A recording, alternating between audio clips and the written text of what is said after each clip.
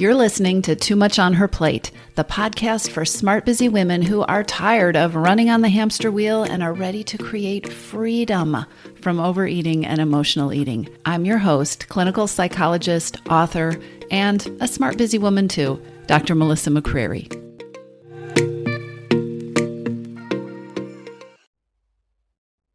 Good morning, everybody. Well, it's morning when I'm recording this episode.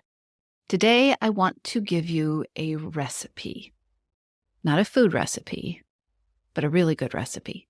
So let's assume that you are determined to figure out how to stop emotional eating or overeating. I mean, you probably are, or why else would you be listening to this podcast, right? The truth is that what our brain wants to do when we get to that place where we are determined to make a change, what our brain wants to do isn't always the most helpful thing. Because making a plan that focuses on food, making a plan for what you're going to eat from now on, right, for now and forever, focusing on the food only goes so far. In fact, focusing on the food, making a plan for what you're going to eat and when you're going to eat and how much you're going to eat, sometimes it won't even get you past the cookies that your colleague brought in that are in the break room or the leftover brownies that are sitting on the counter in your kitchen. Saying no to food is not always simple. And the idea that all you have to do is say no to food is an overly simplistic way of looking at the problem. Saying no to food is not always simple. It bears repeating. And regardless of what you might be telling yourself, and regardless of what diet culture has left you believing, I am willing to bet that you are probably not short on willpower. Do you know how automatically we have been taught and we have reinforced ourselves to equate a failure to get where we wanted to go with overeating and emotional eating with a shortage of willpower? If you're not getting the results you want, it's a willpower problem. Do you know how automatically we make that connection? Be honest with yourself. Take a deep breath and then take a figurative step back and look at yourself, look at your life. Look at all the discipline that you show in the rest of your life. Look at all the things that you do that you don't really want to do, the challenges that you take on, the hard stuff that you make happen, the things that you have accomplished, the ways that you have shown up for yourself and for other people. I am willing to bet that you are not short on willpower. Let's underline one fundamental, really important truth. For most smart, busy women, overeating includes a fair amount of emotional eating, and focusing on food alone isn't going to fix the problem. Neither is telling yourself that you just need to be stronger or conjure up more willpower. That isn't the problem, and it's not a viable solution. Here's another fundamental truth.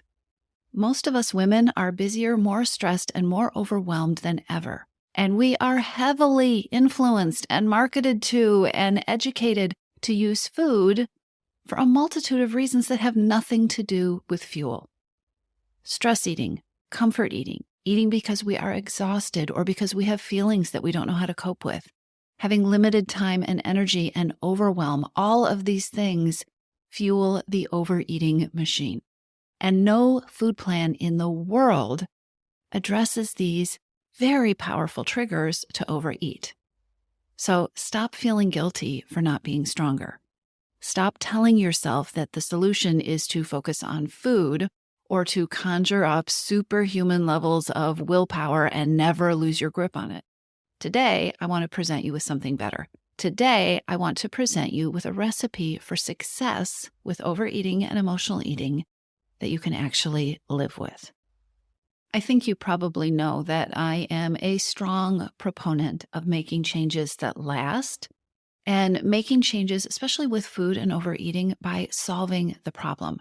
What I mean by solving the problem is figuring out how to take the power away from food, figuring out how to lose the cravings, figuring out how to create a relationship with food that isn't based on struggle or having to be in control or feeling like you want to cheat on it, right? I really believe that the key to ending overeating is creating a relationship with food that works for you, that you want to have, and that makes you happy. So What I want to cover today are 7 steps that really, truly end patterns of overeating. They don't just keep you in a battle of constant self-control, but 7 steps to really, truly end overeating. So, ways to stop emotional eating and overeating without relying on willpower or going hungry. Now, here's the thing. The steps that I'm about to cover are easy to explain. They don't take a lot of words. They're pretty straightforward. They sound simple. They can be complicated. And they are, I think of them as let's call them head nodders. They're the kind of things that you can say and people nod and say, of course, yes, I get it. But what I want you to do is I want you to think about each of these steps and really be honest with yourself about whether this is a step that you are accomplishing in your life, or if maybe this is a place where you get tied up in knots or are maybe feeling stuck. Again, these are easy to explain. They can be complicated to execute, and they get even more complicated if you get tied up in this idea that you have to get them perfect. You don't. It's not possible. Welcome to the human race. You can let go of that. So just take these in, see if they're a fit for you, and then do your best. Okay, here we go. These are 7 steps to really end overeating and emotional eating. The place to start is not with a food plan. It is to stop blaming yourself for past failures with weight loss. And as always, I'm putting failures in air quotes. Stop blaming yourself for the past. And instead of being angry, instead of blaming yourself, instead of telling yourself that it is your job to conjure up more willpower and try harder, focus on generating curiosity. Focus on being curious about what has been happening, what has been going on. Asking yourself from a place of compassion what you know about why you have not achieved the success that you wanted in the past. Why does the overeating and emotional eating keep happening? Which brings us to step 2, and that is to pay attention to why and when you overeat.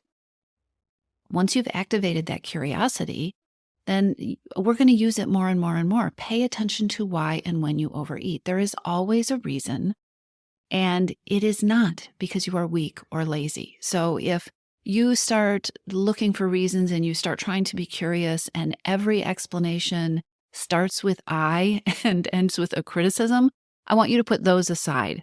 Set a policy that those are not going to be the answers that you are going to collect today. Put those over there and then look for other possible explanations. Pay attention to why and when you overeat. And then you move into the next phase of the recipe, which is to ask yourself a question. The third step is to ask yourself what you know about what you are really hungry for. Ask yourself with an open, non-judgy mind. Be curious. What are you really hungry for? What are you craving that isn't actual fuel for your body, for your muscles, for your bones, right? We often eat for stress relief or for a reward or a way to go numb or to avoid something. We eat because we're anxious or because we're exhausted or because we're bored. What are you really hungry for? This is a powerful question. You may not know the answer at the beginning. If it's not something you've been practicing paying attention to, your brain may go blank when you ask the question, but it's a very powerful question to get in the habit of asking. And it only works when you set aside that judgment, when you set aside the blaming yourself, and when you really approach it with compassion and curiosity. So you've agreed to stop blaming yourself for past things that didn't work. You are starting to pay attention to why and when you overeat. You are beginning to practice asking yourself what you're really hungry for. The fourth thing that is a piece of this recipe for long-term success is to examine the reasons that your past attempts have failed. What did you need that you didn't have? What would have been helpful that wasn't a part of the plan? What could have made the plan work better for you? Did you need support or accountability? Were you lacking motivation? Did you need more strategies and tools? Did you have feelings that you weren't comfortable dealing with or you didn't know how to respond to? What did you need that the plan didn't provide? This is another place where it is so easy to get hooked into blaming yourself, right? It failed because I didn't try hard enough. It failed because I was lazy. It failed because I didn't have enough willpower. It failed because I didn't make it to the grocery store. Be very careful of explanations that start with I and end in blame. I really want you to, this is not about deflecting responsibility. This is about looking realistically at the reasons that maybe the past attempts that you made weren't a good fit for you or for your lifestyle or for your schedule or for your preferences. A big key here, and in fact, an important key in the entire process of creating peace with food and freedom from overeating, is stepping out of self-blame and stepping into curiosity and compassion for yourself. There's a reason you're overeating. There's a reason that you've been stuck. There is a reason that the past attempts haven't worked. So step 4 is to take a look at those things. Step 5 is to begin to create new ways to feed yourself, to nourish yourself, to take care of yourself that don't involve eating. Pay attention to what your triggers are. Pay attention to what happens before you reach for that bag of chips. What are the things that you are feeling? What are you needing? What do you know about these things? And start to create new ways that really address the underlying reasons that you are reaching for food. Food plans address the food. Food plans rely on willpower, but food plans do not address the reasons that you wandered into the kitchen in the first place, or the reasons that you can't stop eating the ice cream, or the reasons that it feels so compelling to eat when you're not hungry, right? So pay attention to what triggers you and start to build new ways of addressing things like stress and boredom or tough feelings.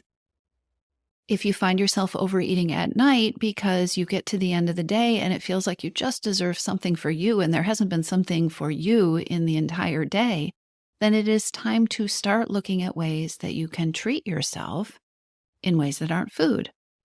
And when you do this, when you start to create these new ways of feeding yourself, really giving yourself what you need for nourishment, they ultimately work better than the food.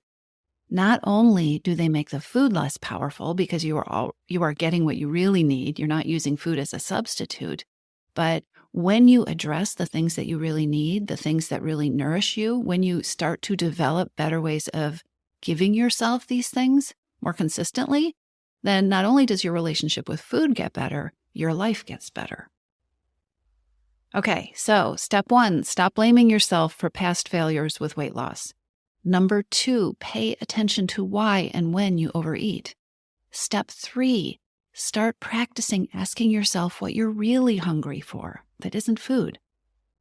Step 4, examine the reasons that your past attempts have failed with compassion and curiosity and with a real interest in learning how the plans that you put together could fit you better. Step 5, create new ways to feed yourself and nourish yourself that don't involve eating, and expect to be imperfect with this, right? This is going to be a process, but you're going to aim for building muscle in these areas. And then step 6, start focusing on where you want to go and stop beating yourself up for where you are. This one is so important. I'm going to say it again. Start focusing on where you want to go and stop beating yourself up for where you are. Give yourself somewhere that you want to go. Create goals that actually put a smile on your face, that are not a bunch of shoulds or kind of self-punishments in disguise, something that you have to do or you feel bad that you haven't done already, right? Create a goal that excites you, that has meaning for you, and then design milestones along the way so you can see your progress and reward yourself as you go. This is not all or nothing. This is not you start and then you get to a destination. There are lots of different pieces. We're covering some of them today. And so give yourself credit for creating those new ways of feeding yourself. Give yourself credit for designing a better, different plan. Give yourself credit for being kinder to yourself and showing up for yourself. Design the rewards, measure the milestones, give yourself the rewards. Aim at something that is juicy and meaningful to you. Consider, if weight loss is a goal, then consider why. Why do you want to lose the weight? Why do you want to lower your cholesterol? Why do you want to be healthier? What is the why that has real meaning for you and that puts a smile on your face? What amazing, fun things do you want to do? What will you do when your first thought in the morning isn't whether you had a good day or a bad day with food? Where will you put that energy? What will it feel like to be kinder to yourself? What will it feel like to step into your enoughness and into your power? Focus on those things and stop beating yourself up and blaming yourself for where you are. The last step in this very powerful recipe to end emotional eating without relying on willpower and without going hungry and without putting yourself in a cycle where you are endlessly starting over and blaming yourself is the all-important giving yourself permission to adjust along the way. Start with the understanding that you are not going to get it perfect. It's not possible. It's not to be expected.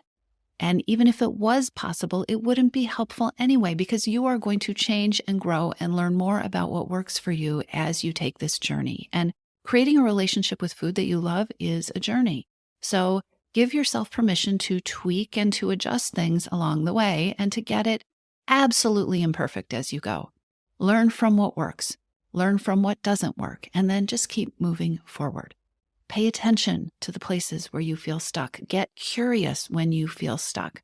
And if your problem is something like not knowing how to manage stress, for instance, or having difficult feelings that you don't know how to cope with, or feeling like you cannot untangle whatever situation is going on that is triggering your overeating, then give yourself permission to ask for help or to gather new strategies, or to get support in growing the places in your life that would help you be more successful.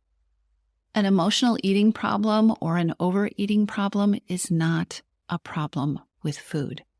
An emotional eating problem or an overeating problem is a problem in your relationship with food.